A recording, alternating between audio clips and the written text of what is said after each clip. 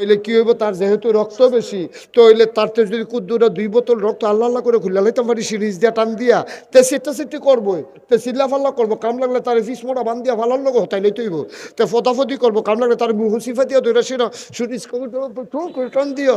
তার বিচারতে আমরা যদি 2 সিরিজ রক্ত বার করলে, তারপরে 2 স্যালাইন 2 প্যাকেট রক্ত বার করতাম পারলে, তার লেগে কি ক্ষতি না উপকার? তার হাই প্রেশার আছে না গেছে?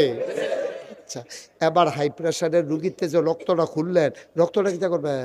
রক্তটা একটা রক্ত শূন্যতা, তার চেহারাটা সাদা হইয়া গেছে গা, চোখটি গাতাত গেছে গা, তার শৈল রক্ত নাই।